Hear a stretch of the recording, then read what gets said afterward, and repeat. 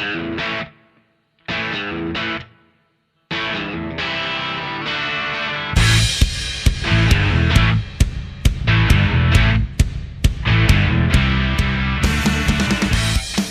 everyone and welcome to our latest episode in our Clubs in Days series. We are now onto the Brisbane Lions and I am here with my co-host Liam. How are you going, Liam?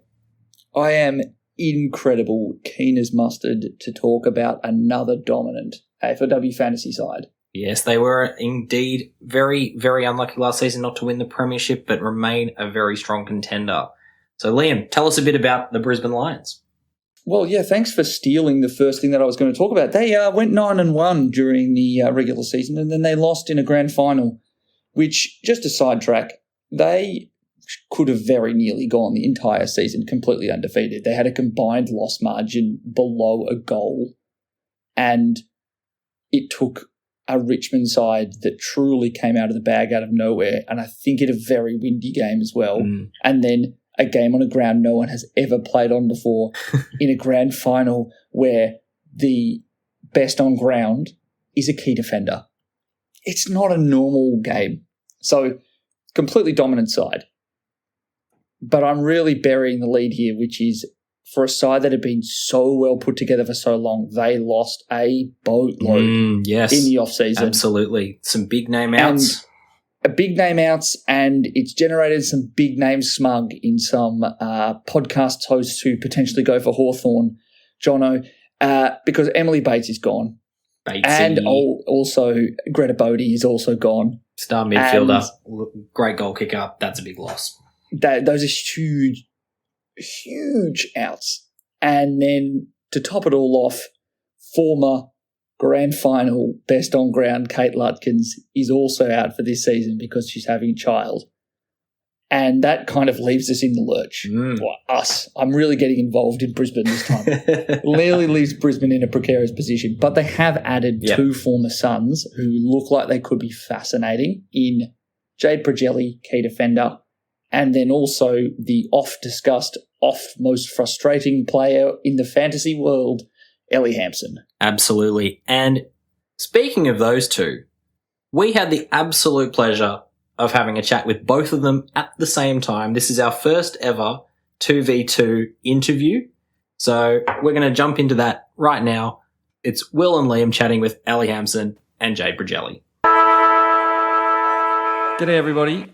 Welcome to this interview. I am joined by Will, my co-host, and today we're joined by two excellent Brisbane Lions. We've got Ellie Hampson and Jade Pregelj. Thank you guys so much for coming on.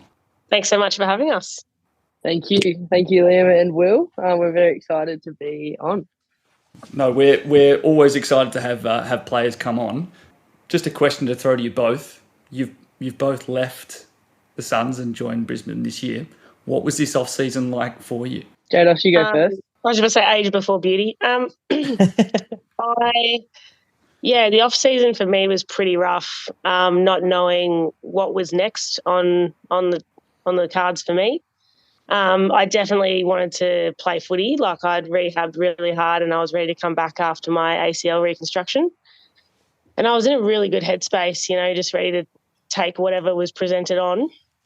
And then, all up in the air and no real task right in front of me with a club. So, yeah, pretty unsettling to start. But then actually Ellie was a huge rock over that period for me, just sort of saying, look, you've got more in you. You're a really good footballer. Need to see you go around again. And that aligned with what I wanted to do as well. So, yeah, I just started, got myself a manager for the first time and said I'm interested in playing, find me a club, because I know that I belong in a league. So from there I reached out to Brisbane sort of after a really nice holiday in New Zealand over the Christmas break. And, Craig was interested. So it was just a matter of if there was space for me at Brisbane. I'm a diehard Queenslander and I really love Queensland footy. So and being down the road from Brisbane for the start of my AFLW career, I could see how hard they worked and what an elite program it was from the outside. and I was always interested. So I reached out to Craig, and the interest was mutual. He's actually got a bit of a role in my return to AFL, back to AFLW altogether. So it was kind of a nice little fitting finish to end up at Brisbane post the off season. But it was really long off season, right? So not only was was I without a club for a little bit there, I had a lot of downtime, and then a lot of time to rest and recoup as well. So I mean, coming off the back of rehabs, you're always kind of rushing straight into it and finishing at a really fast pace so you can get back to your sport. Whereas I got to take the foot off the pedal a bit and settle and then get going again. So it's been good.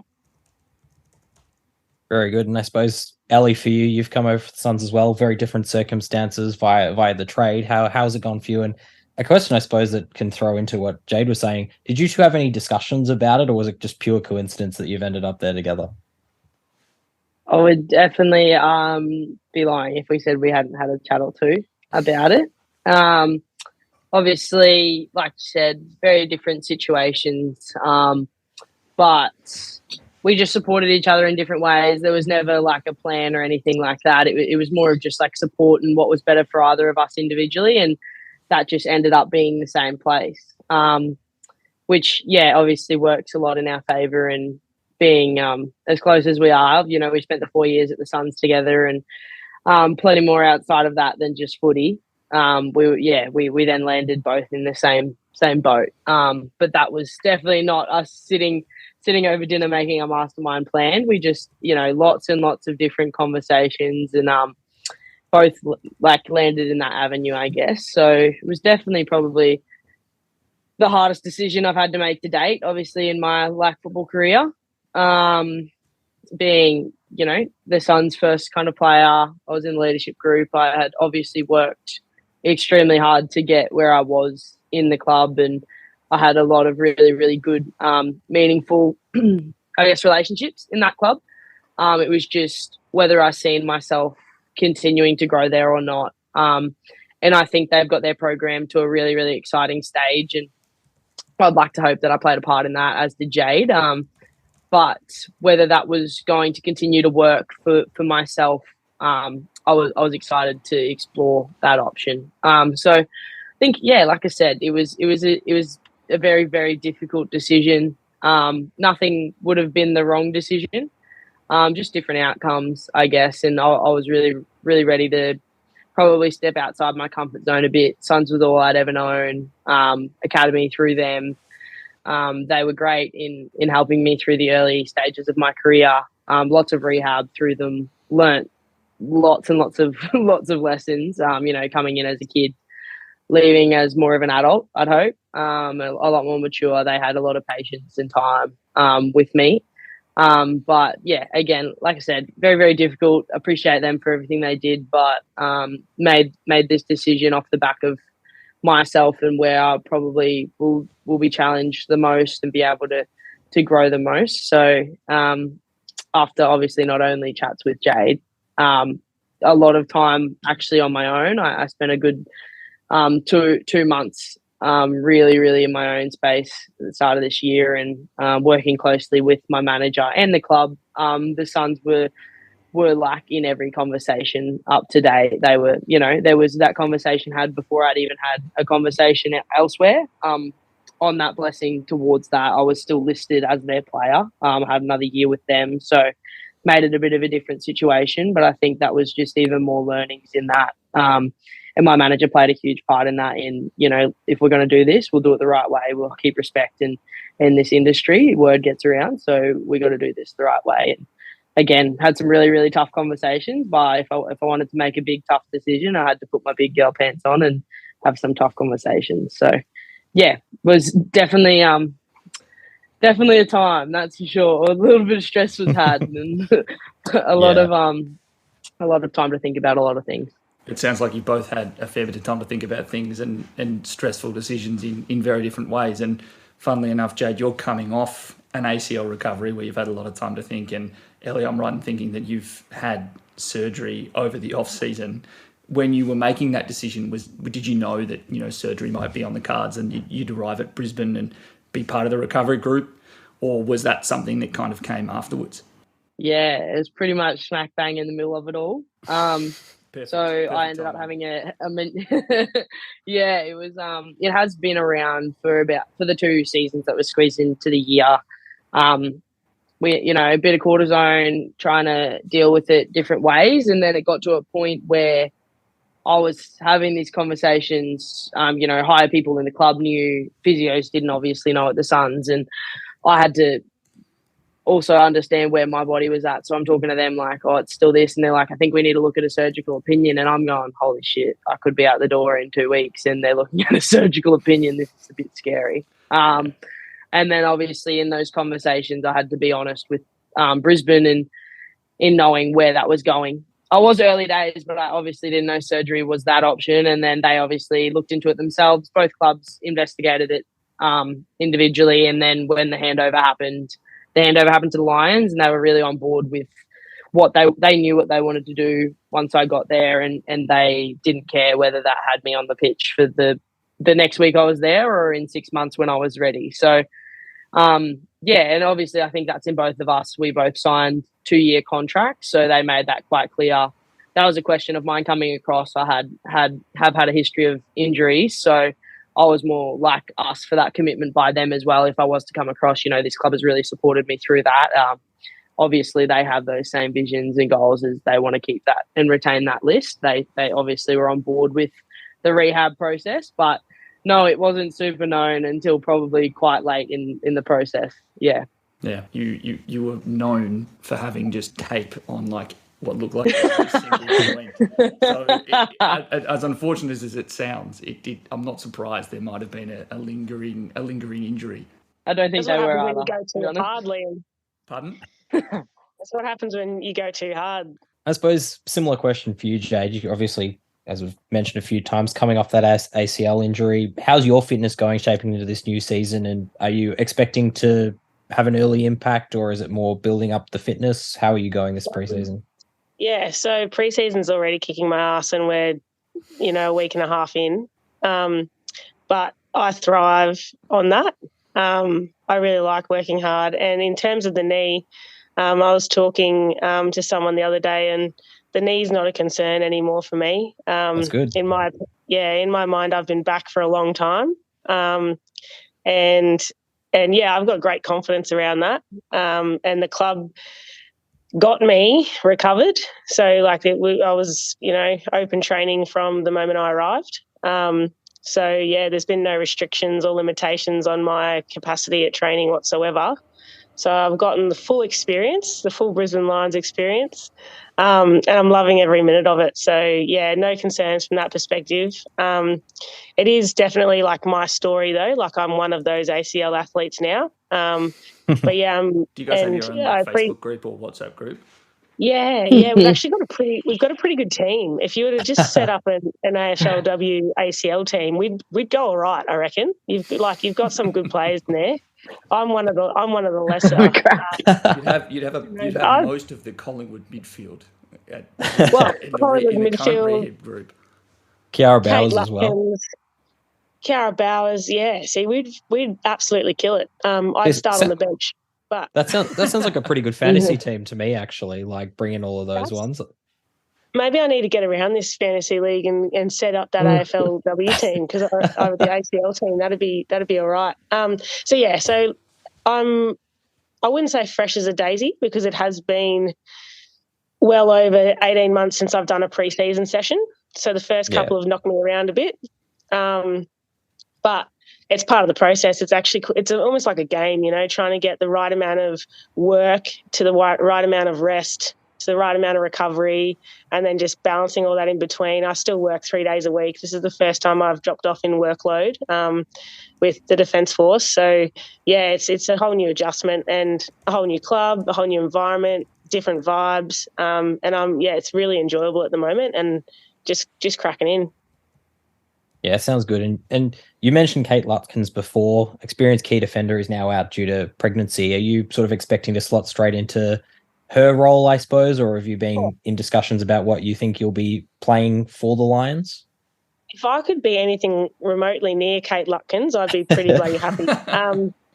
She's phenomenal, and I've known and played footy with her for a long time. Back in 2009, 2011, we played footy together for Queensland. So, yeah, her missing out this season is actually quite inconvenient to me because I wanted to be training with my mate, right? Like I was pretty happy to come here and play with her. So, yeah, look, I'm a defensive player. There's no denying that. I'm obviously looking to expand my skills across the field. But yeah, I imagine if I do get on the pitch, it'll be in the back half. As I don't filling the role of Kate Lutkins is a bit of pressure. And like I said, the way I feel at the moment, with a week and a half into preseason, if I manage to keep up, there's a slight chance that I'll be able to run out the game like she did. But you'd have to be pretty bloody good. So I guess that's the goal, right? For sure. Yes, I would say that, like in anyone's career, you're like, I'd like to aim for the All-Australian. That's not a bad place to start. I think best on ground and grand final is not bad either. That too. Ellie, question for you then. Like, you've obviously come from the Suns, where we had a chat with Tara Bahana last year, and we heard that the coaching staff was all about trying to get players who could play across multiple different lines and multiple positions. It might be a little different for you, given you coming off your surgery and probably not doing a full preseason. But were you given some indication by the Lions that you'd be training in one position? Like, they wanted you in the midfield? Did they want you on half forward, half back? Did you kind of get any indication, or is it just like, get in the club, we'll figure it out when you get here? We want to maximise your talent. Yeah, probably just briefly. Jade is being extremely humble over there. She's been killing like the lead up to preseason. She literally went down, like she said, for the first time ever from full time about 2 weeks ago. So she's been training like ridiculously up until then to work full time, and then still trek up from the Gold Coast, etc. But she's in beast mode at the moment and expect big things this season. But yes, no, I think going into the Lions environment, they approach their conversations as they approach, as you can imagine. So there is never a clear answer. Like, there is never a straight line. You will play here for us. It's always, we see your strengths here. We see you can play in this part or this part of the ground. But until round one rolls around, no one in the list of 30, not Ellie Anderson, runner-up, BNF. Or League best and fairest winner. League best and fairest, that's the one. And then, to their new draftees, like, there is no one that is guaranteed or not guaranteed a spot. So, obviously, I have my own individual goals. They're aware of those. They have where they would ideally like me to play. But there's never, I don't think any player in that team will ever just have one distinguished position, whether that be like your key pretty much defenders. But other than that, they all kind of roll around a bit and have a crack in the forward or mids or anything else. But I think they definitely would never give one solid answer. But like I said, everyone has their goal and their aspiration, and you work to that, and then they'll work with that.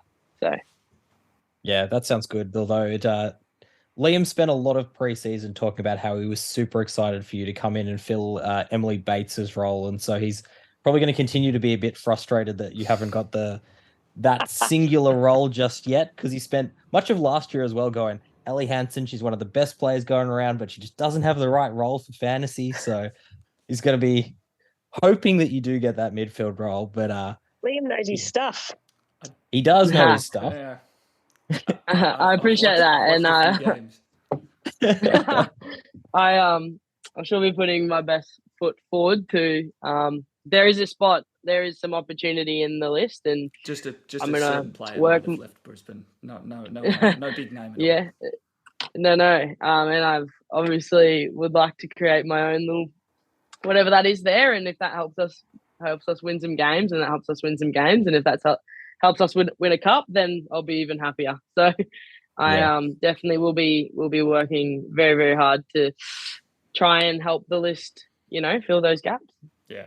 So you go, sorry, Liam. Yeah, I was just going to say, like, that outside of the the hole in the midfield, there's another kind of hole in the forward line. A question for the pair of you. Jessie Wardlaw has left. Is there someone that you guys see as a natural replacement to take her kind of role as that superstar leading goal kicker? Like you guys, we've obviously watched and seen Dakota Davidson has an absurd amount of talent. Is she, or are they the one who are going to step right into that role, or is there another name we should be on the watch out for? Possibly Jade Pregelj.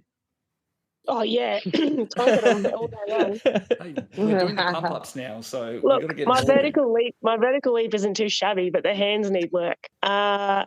It's I think Ellie's right. Really well articulated in that no one has a set position in that team, and that is why they are such a team, and they're prepared to play across multiple lines and multiple roles because it's flexibility and adaptability. And they might put out a fairly similar team each week, but it's pretty well known across the board that you're just working your ass off to show to be the best you, and they're going to put you where they see you fit. You know what I mean? So in terms of Jessie Wardlaw, fantastic. I guess mate to the girls, and I lined up on Jessie a few times as a defender, and her height really only got the better of me, I think, the last game I played her. But Dax got on her at training at the moment. She is a freak when she takes those marks. So I feel like they're a bit of a duo, were a duo. And I don't feel like they really need necessarily a duo as such because they've got such talent in their small forwards. But what do you think, Ellie? Obviously, I'm not out there. I see how they work, and I do my skills off to the side and all the rest of it, see a bit. But, there's a hot contest on in there at the moment. And, again, similar to that midfield role, like there is a spot there for grabs for whatever tool that wants it.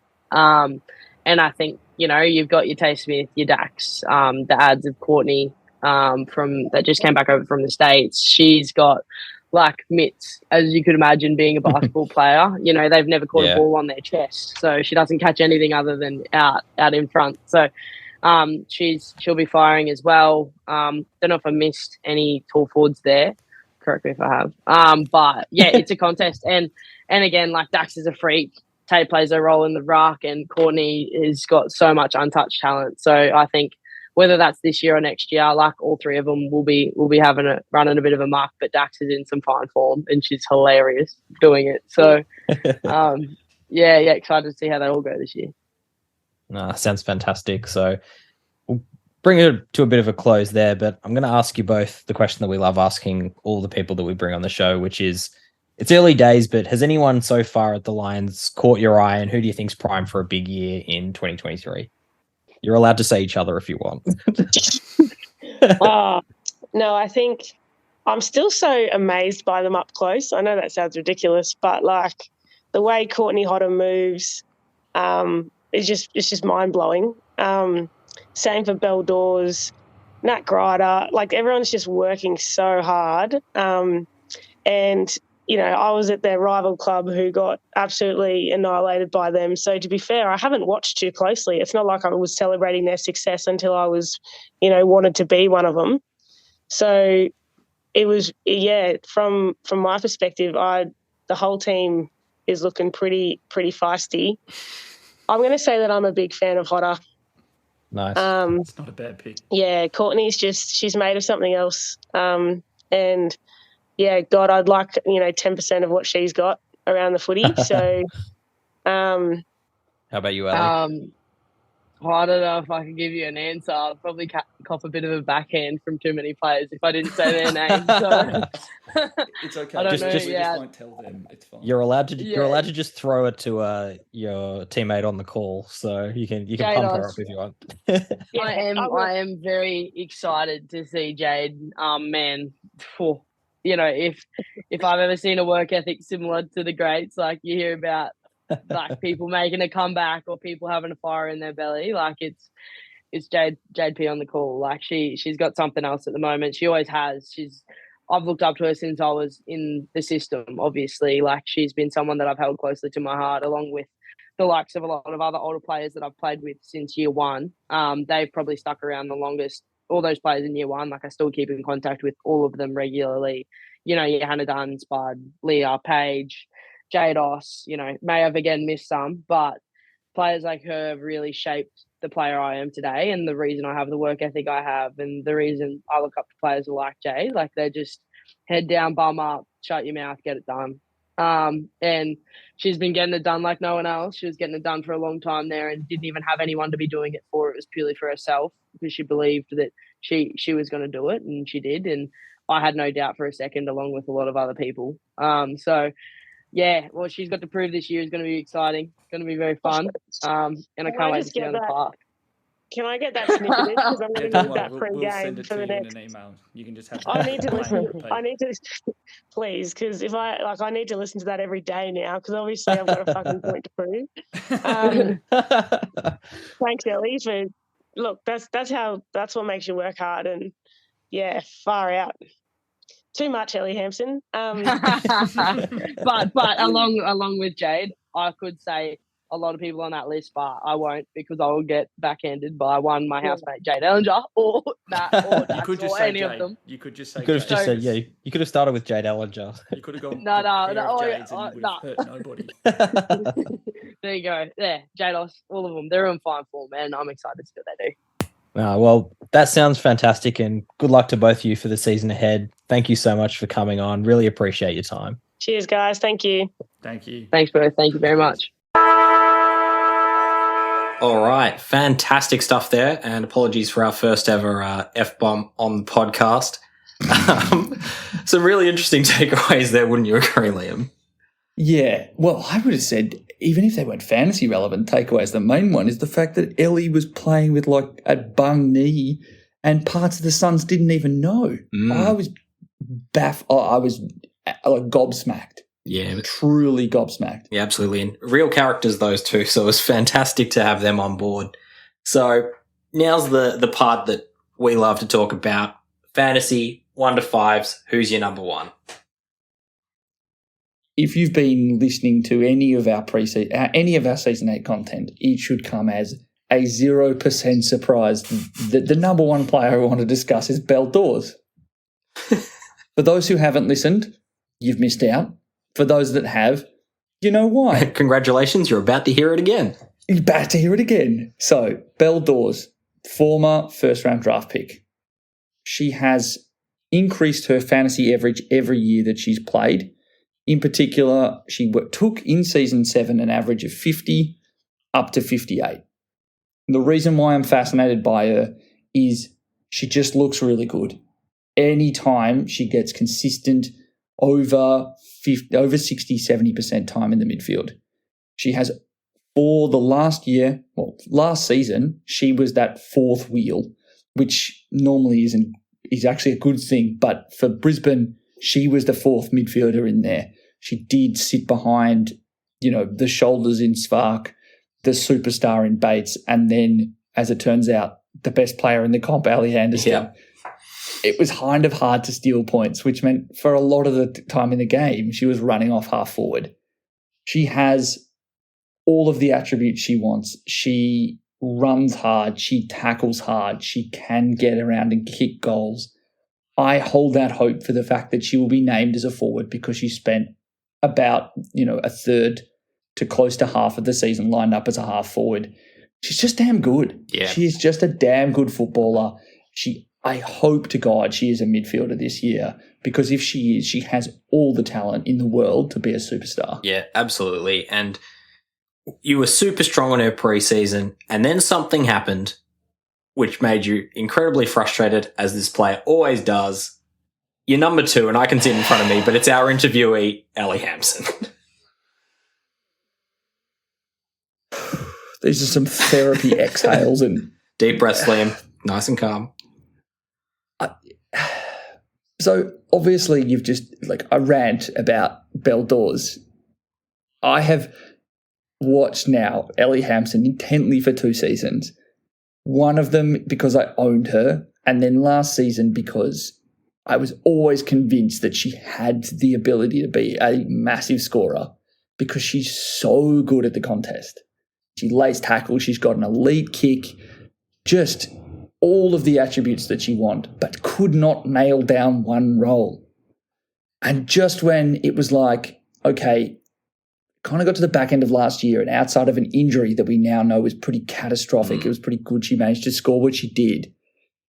She, like, finds a way to just frustrate, because there's so much talent. And it's like, I was so keen to be like, Beldors is a player you have to have. And now it's like, it could be Ellie Hampson. I'm trying to pick the player to replace Emily Bates, if that isn't clear.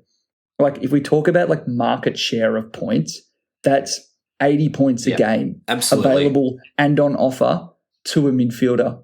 Yeah. And it will be spread across a bunch of different people, and it might not equal exactly what she's averaged, but there is a lot of points out there for someone at Brisbane to score.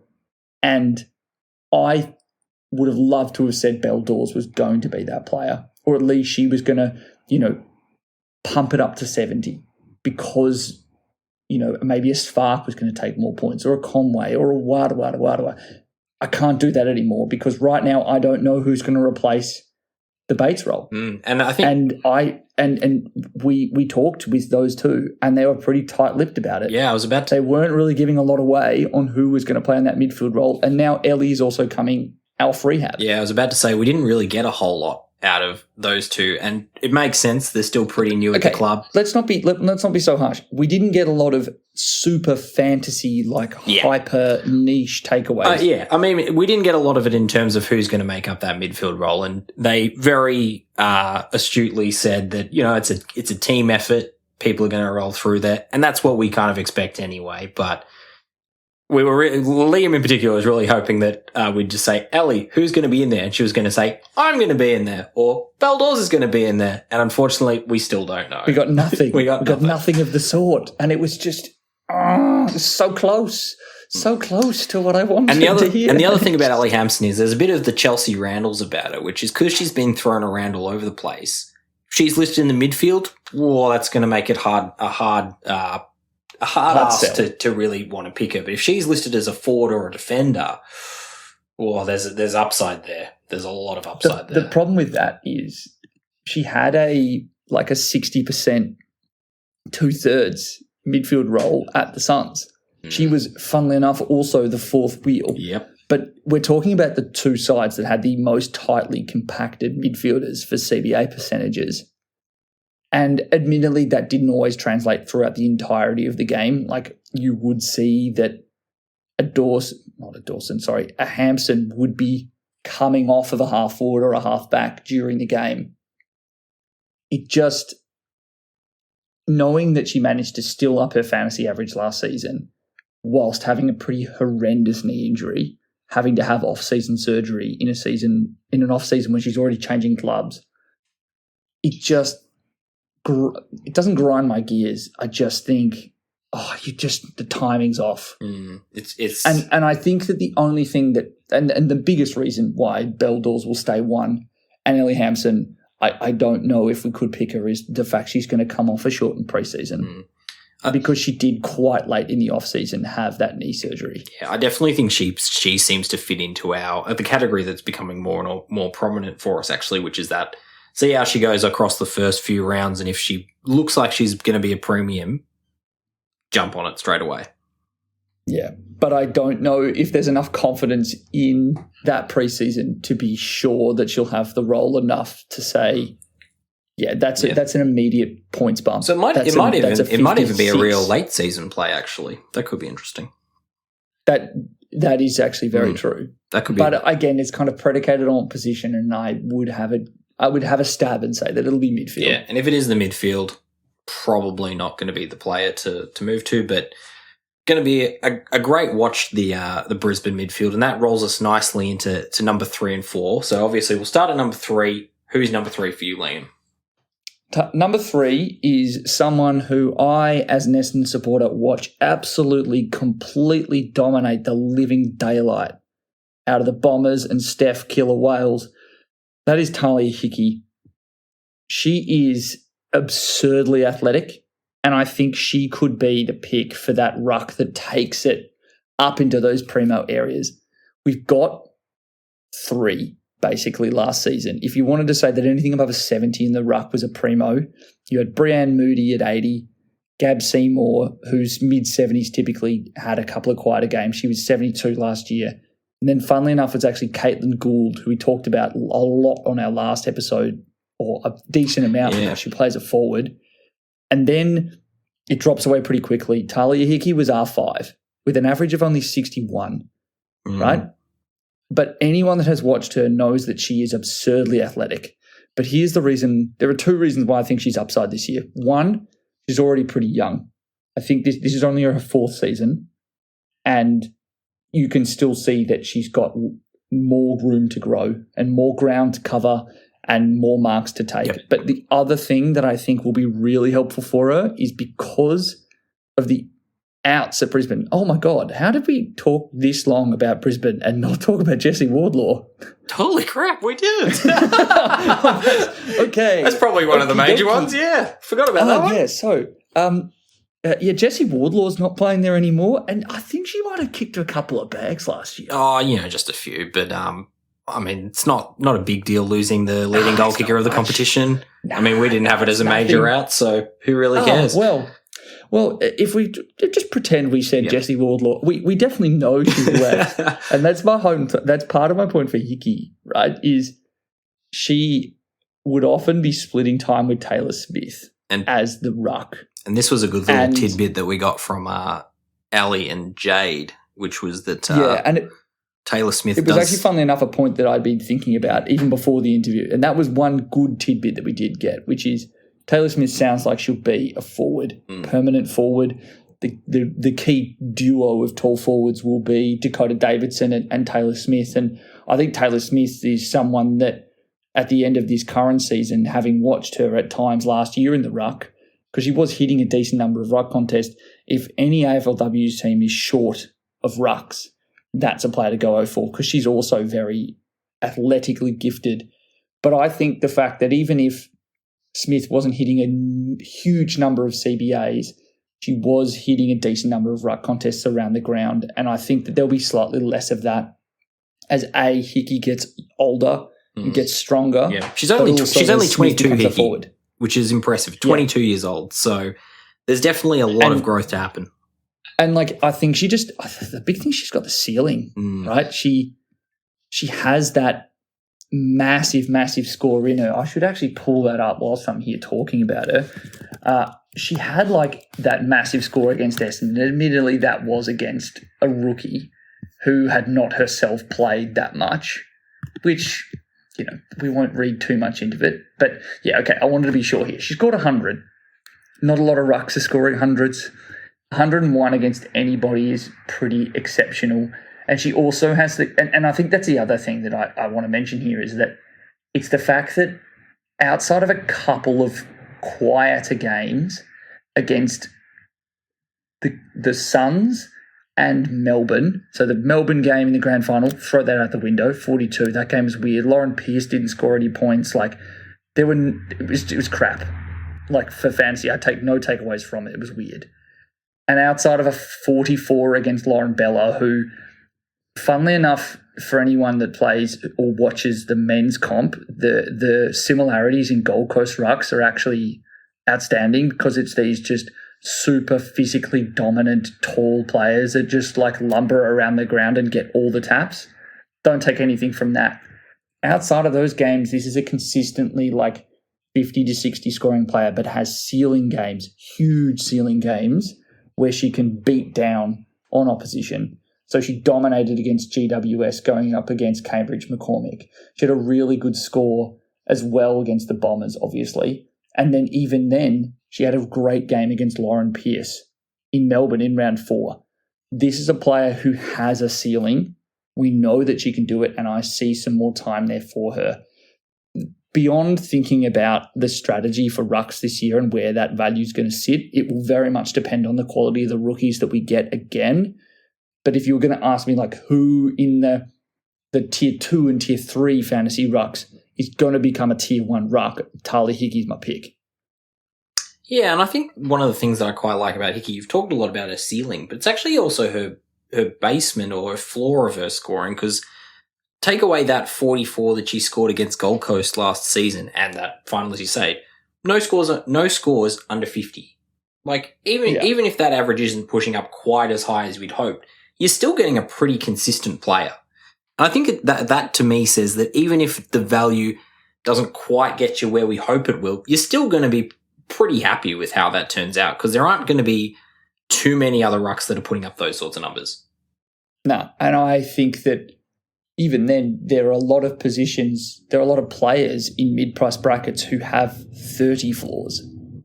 And I would say that like that consistency outside of two odd games, or not one odd game, and then a game against a really tough opposition, suggests to me that this is a very talented player.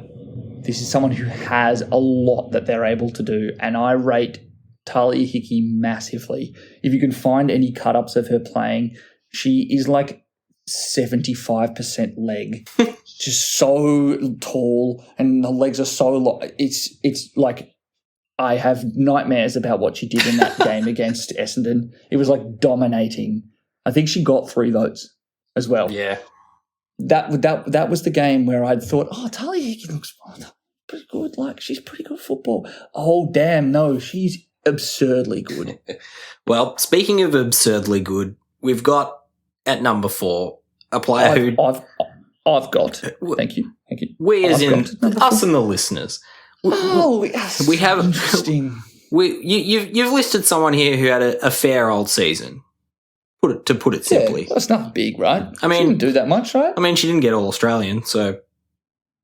So for the smartasses, well, for the non-smartasses, we're talking about Ellie Anderson, who had a bit of a season, broke out to her highest ever fantasy average, did nothing else, won no awards, nothing important, average of 88, and really surprised everybody because there are a number of people out there that were hot on Bates going bigger and better in season 7, and it was actually Ellie Anderson who went back kind of above her heights of the past. She'd had a season in the 80s before, but her prior 2 years she'd averaged 66 and 71, and then she's just gone huge with an average of 88 last year and looked every bit, the best, maybe M2, M3 you could pick. Yeah, and it was one of those ones where I think at the start of last year, I said, Ellie Anderson, super underrated player. And I meant that not from a fantasy perspective, because I knew she was usually scoring around that 80 mark, nothing necessarily jumping off the page at her, but I thought, she's a really good player. So even for me, who always had seen Ellie Anderson as a really, really good player in our game, to come out and win the league best and fairest, yes, we'll finally actually mention that. It was a sensational season, and it's one that basically an average of 88 is going to put you in the conversation for fantasy relevance every day of the week. And I'm just putting her out there because the hole is the biggest. So the Emily Bates-sized fantasy scoring hole, setting aside kind of her skill generally, is the biggest we're going to have all season to discuss. And you'll notice here that and I didn't even discuss it with Talia Hickey, but it's the fact that there are possessions around stoppages to go around. Someone is going to have to increase their points. And it might be the player who takes the direct role, or it's just someone who was already there who now has slightly more opportunities. And it's not an exact science. Like, that's not how it goes. You just take one player out and you just disperse it across everyone else in the team otherwise, because that's not how teams work. But if you do this consistently enough, you'll see that kind of market share type of thinking will translate really well. And Ellie Anderson does have that ceiling. And Ellie Anderson could be, and I don't know if she's necessarily going to be the starting pick. I think she might be in that awkwardly priced bracket, because as much as we say she's really good, I don't know if she's got a big enough ceiling to get to those kind of Hatchard, the kind of the 1B tier, which is like Hatchard and Garner, which is kind of what you would need to do to push up that 7 points. Like, if you were going to ask me who from the 87 to 90 tier or 91 tier I would pick to go, it would be Georgie Prasparkas or Elise Parker. Whereas Anderson, a little bit older, I just don't know if she's got that super high rise, but I couldn't not talk about her because she is the one player that plays most like Emily Bates and would be most likely to benefit from extra points and extra opportunities in the midfield. Yeah, absolutely. So we'll finish up with your number 5, and once again, we're still looking at that Emily Bates-sized hole, but you've actually listed 2 players here because there's a similar reason why they're interesting, which is they're both coming off ACL injuries and will be cheap. So who have you got, Liam? Yeah. So I've got interviewee Jade Pregelj, and I've also got Lily Postlethwaite because they're both going to be effectively basement price, whatever that ends up being, because they're both coming off ACL injuries from mid-game where they basically had nothing. I think Lily Postlethwaite played a quarter of a quarter. Yeah. She scored 1 point for the year. She basically came onto the Super field. rough. Basically came onto the field and did her ACL, which was really, really and that was her unfortunate. second ACL injury in a row, and it was super rough to watch. And the problem that we've kind of got here is that I don't know if you've noticed, but we're not talking about any of the rookies because, and we didn't mention this up the top, but when we talk about these teams, we've prepared best 21s to go and look at. And the Brisbane one, there's not a lot of turnover in there in terms of like rookies coming in to fill gaps. And the closest that we can get is Lily Postlethwaite, who came out as another, again, high draft pick. She is someone that they had pegged to kind of play as a defender, and she'd previously been an underage kind of gun mid in the Quaffle W. And all reports that we've heard this season suggest that she is training as good as ever and is actually looking like pretty strong this preseason. She will be, and you would kind of hope that because she's spent more years in the system at Brisbane, she will have some better job security. Absolutely. But it obviously comes with the injury risk, and it might be we just have better options.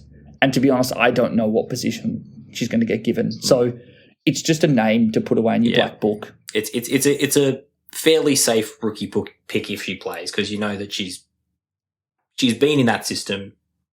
I think that's not a bad one.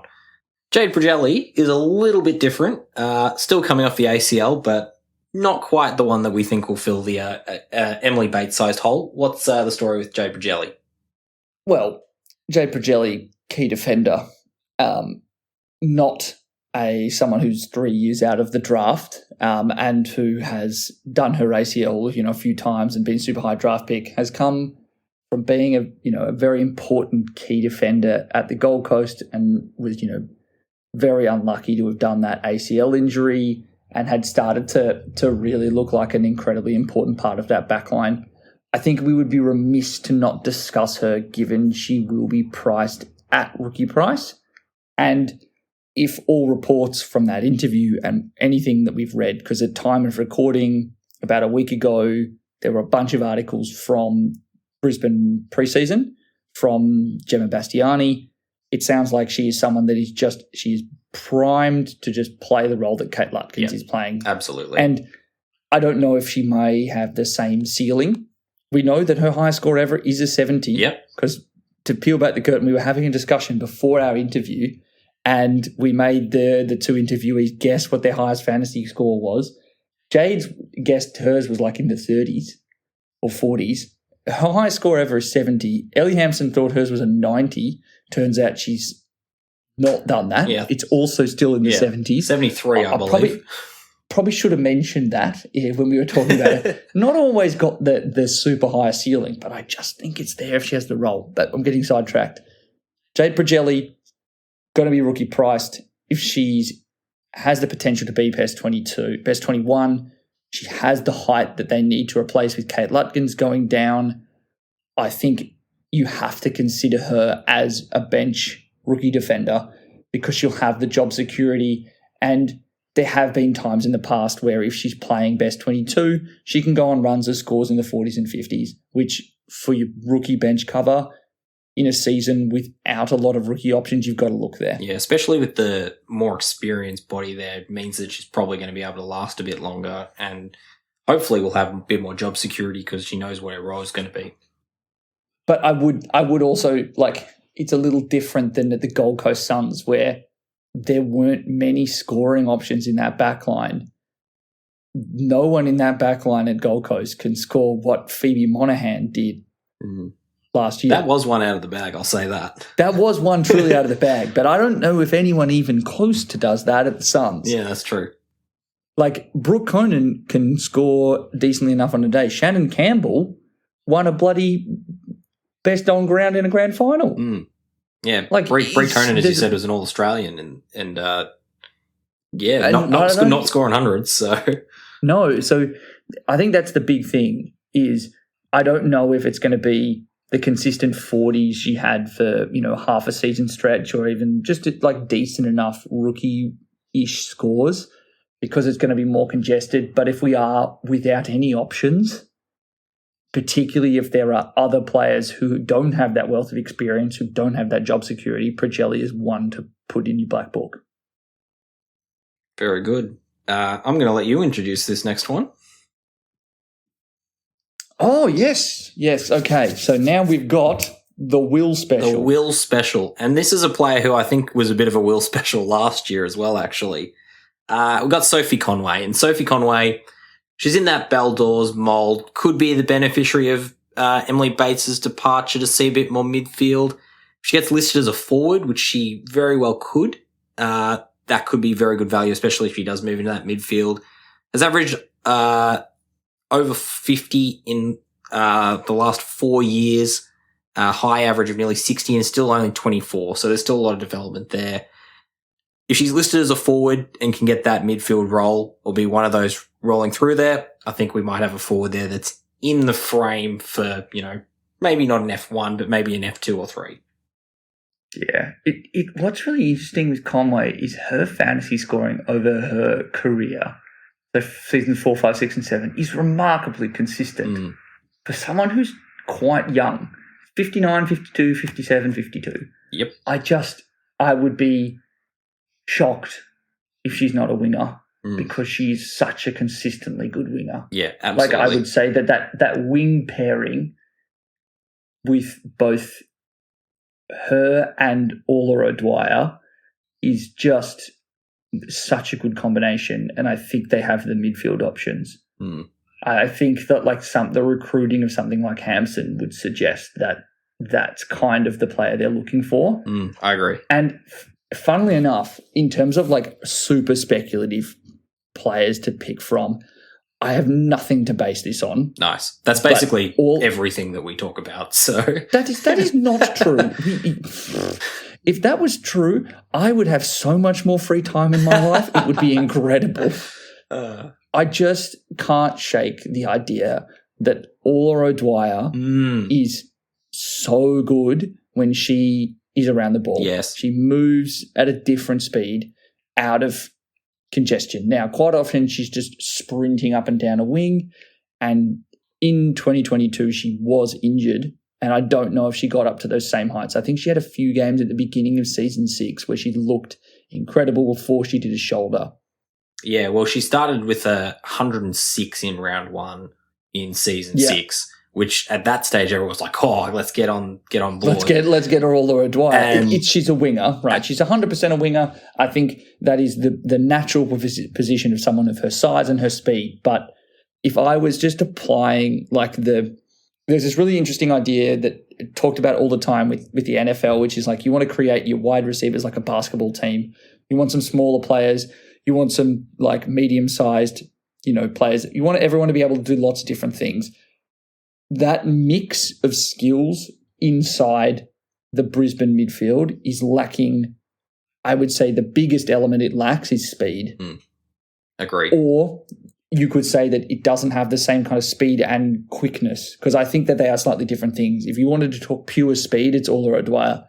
If you wanted to talk quickness, because I think that's what Bates has, that quickness and endurance. She wasn't a super high-speed player. Speed of hand, speed of thought. Speed of hand, speed of thought, kind of quick movements, and then she could just keep running and running and running and running, and would always come back for short kicks, and she also had a really good left foot. I think if you want quickness, it's Dawes. But if you are Craig Starcevich and you're like, who has the speed, it's O'Dwyer. Yeah. She's a freak. Look, we could continue debating who's going to fill into that Brisbane midfield for days and days here, so I think we might wrap it up there. Because for anyone who's playing along at home, the players that we talked about there are Potential midfield option to replace Emily Bates. Potential midfield option to replace Emily Bates. Ruck. Potential option to take scoring away in the absence of Emily Bates. And then potential rookie who played as a midfield, as a junior. Potentially she could play and take some scoring off. The hole filled by in Emily Bates. And then the final two players we've discussed are options to throw in the midfield that are more speculative than the others in the absence of Emily Bates. Yeah. So clearly that's going to be a big focus for us and everyone else this year. So who at Brisbane is it going to be? So we're going to wrap it up there, because otherwise we could just going to talk about this forever. Check out our socials on Twitter and on Instagram for the best 21, where you can go through and pick who you think is going to fill that Emily Bates size hole. We've clearly got no idea. It's doors. It's Bell Door season, baby. Bell Door season. It's Bell Door season. I've been Will. You've got my co-host Liam. Liam, where can they find you? You can find me on Twitter at Liam AFLW Fantasy. You can find me on Instagram and Twitter at WillH_VI, and follow us on Twitter and Instagram at FreeKickWPod. We will be doing our next episode, which will be Carlton very, very soon, so stick around for that later in the week / tomorrow. We're not quite sure how we're releasing these. I've been Will once again. Liam, thank you so much. Signing off, everybody. See ya. Catch you later.